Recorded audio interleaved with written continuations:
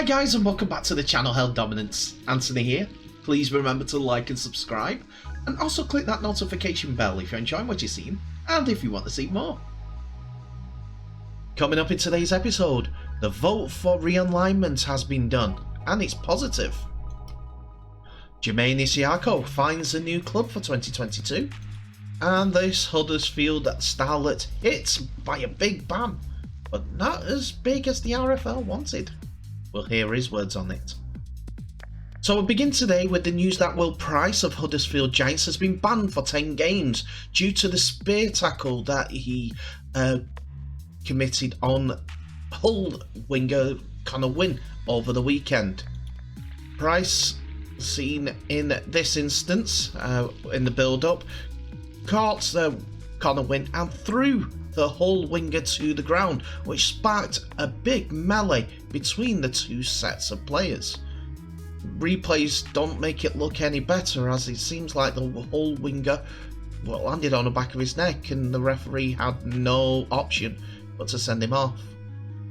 In an exclusive interview with the Daily Mirror in the UK, he thought that even though he got the huge 10-match ban, he actually admitted that he thought he would have got banned for the year. England's night standoff, who's only 19 years old, was suspended by an independent tribunal on Tuesday evening after being sent off for that dangerous throw on Connor Wynne.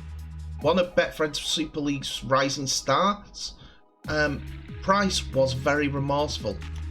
They are clamping down on all sorts of stuff this year, and knowing Luke Gale got 5 games for what he did, I did think I'd be out for the season. They were pushing for 12 games at first, but we put our case forward and I explained how there was no malice there. It was just a freak accident. I know I got it wrong. I was just happy to see Connor was okay. I was simply glad he was able to get up fine, and I went over to apologise straight away. I messaged him after the game as well to make sure he was okay and safe and well. I didn't realise how far he'd flipped over when it happened. Huddersfield were losing 14-0 at the time and struggling to break Hull down as they headed into the latter stages of the game on Sunday, which ended 14 points to 6 to Hull at the end. Wynne landed heavily on his head in a clearly dangerous position. Pryce might not play again until June, and added people can say it was down to me being frustrated, but that wasn't it. He also said that he never planned for it to happen. He just put energy into the tackle, but he needed to control it better. He concluded, "I will learn from what happened. It's not a technique problem, it's about putting everything into the game and trying to stop him doing what he can do. But obviously, I didn't get it right. I regret the challenge, and I fully accept it's my fault. I take full responsibility." The young halfback was tipped to have a breakout year in 2022, and still could do with the amount of games that the season has in it, but he will have to knuckle down and come back in basically June, ready and firing, so that he can prove that it was just a mistake, youthful exuberance if you will, so that he can get his head down and prove the talent that he can be.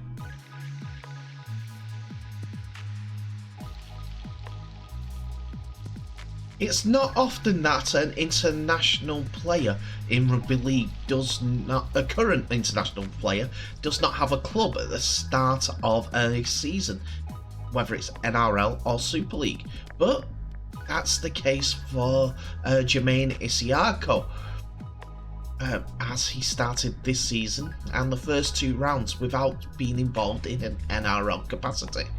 But that has changed as he has signed for Gold Coast Titans for the remainder of 2022.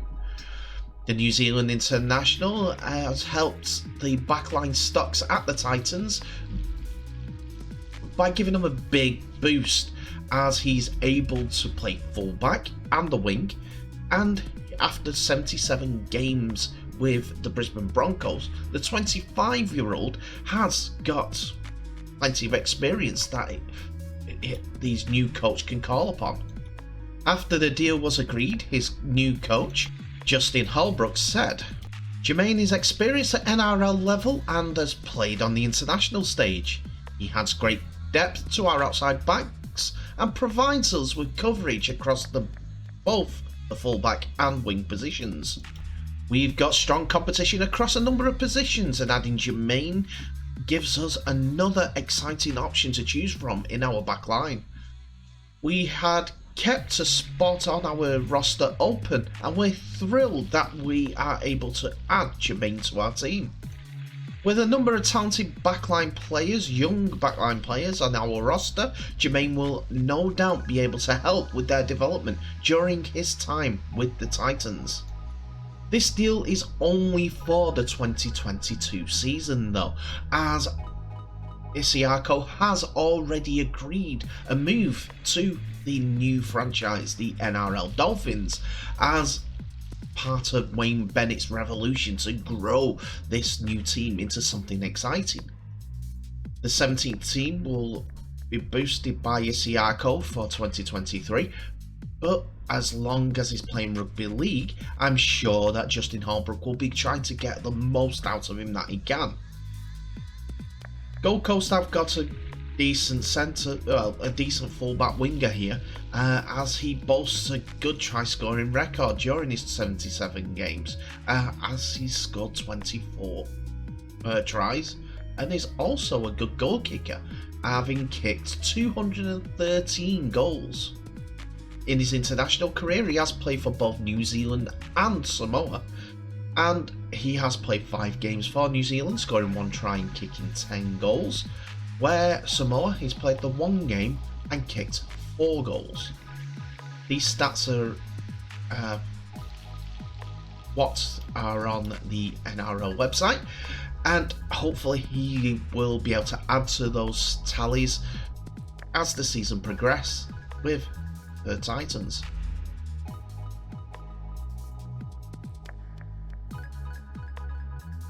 As we have been talking in past episodes, that the Rugby Football League and Super League have been looking into ways of realigning the two organisations so that the Rugby League plan in the UK can get back to one decisive thought process, one plan, one pathway to get the most out of Rugby League and help it grow.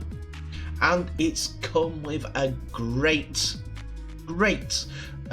positivity, as the Rugby Football League's members on Tuesday voted decisively in favour of realignment of the sports governance, which had been recommended by the boards of both the RFL and the Super League Europe. The realignment has now been given a clear mandate of the whole sport. 2 separate resolutions were supported unanimously by those in attendance or who had submitted votes via proxies, including all 7 votes from the community game representatives on the council.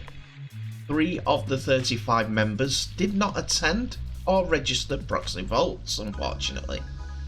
The realignment involves the formation of a new joint venture company to work closely but separately from the governing body function of the RFL. The new company will allow the Rugby League to maximise by aggregating all commercial, events and media rights for negotiations with potential partners, and in turn maximise distributable profits and therefore returns to the club and the wider sport. With an embedded split of the profits across the game, it also provides long-term financial clarity for member clubs. It also enshrines a financial model which means that all members have a shared destiny, with all participating in the growth of revenues in the sport, irrespective of which assets deliver that growth. So what I gather from that is, if there's a profit and it's able to be split between multiple people, then it will be. whether it's done by the clubs, no, not so much the clubs, by the RFL, by sports media showings of the games. But there's 4 companies that actually have rugby league games on at the moment: Premier Sports, Sky Sports, Channel 4, and BBC for the Challenge Cup. So everyone gets a cut of that profits. It's good. Hopefully the new company can help grow the finances in the game. With the rumoured partnership with IMG going to be one of the beneficial factors that come along with this realignment, rugby league could be in for a brighter days in the future when it comes to financing the sport. Simon Johnson, the RFL chair, said the strength of the support from all select sections of the game makes this especially positive and promising, and a promising day for rugby league. We were not required constitutionally to take this step, but we believe it is important to have a clear mandate. We want the sport to move forward confidently and collectively as we build on what the Rugby League World Cup will deliver for us this autumn. Echoing that statement, Ken Davey, Super League chairman, said, "Today's marks another significant step forward for rugby league. A great deal of time has been spent getting the details right for the long term, and I'm excited by what the future holds for Super League and the wider sport. The new company will have sole focus for driving commercial revenues into the sport for the greater good of the whole game." Whatever that equates to, I hope it's a golden age for rugby league. It's a sport that I love and have been pushing out all the growth of rugby league as much as I can. I do these videos to bring you all that information and hopefully bring along new people to the sport to watch and enjoy. So I'm happy that these talks are going well and everyone seems confident with this whole process. Hope it continues, and I hope that it's very, very fruitful in the end.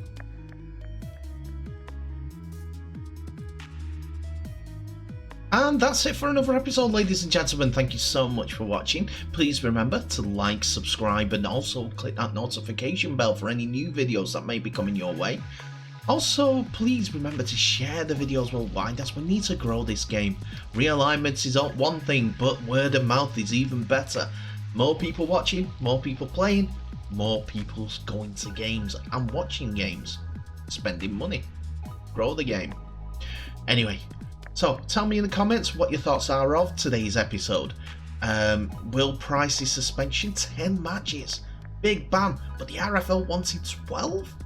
Wow, I tell you, something tells me that that kid is not going to do anything like that anymore. Gold Coast Titans signing Isaako. Good signing or not? You tell me. People in Australia, Broncos fans, anyone, tell me what your thoughts are of the signing. Do you think Gold Coast have got a star here? And do you think he will progress there so that he can be even better in 2023? He's only 25 years old. Wonder why Broncos didn't sign him. There must be a reason. Is it all about the money, or is it just that they went a different direction? And finally, realignment. It's good that they're getting this vote out, that everyone is on board. I think they've heard what the idea is for the money and went, "Ooh, that's good, we might get more money." There's also a possibility that they might get less money. You need to think about that. But anyway, that's further down the line. Let's see how the plans go along. So thank you for watching. Please stay safe and all the best to you. Remember to share this video worldwide.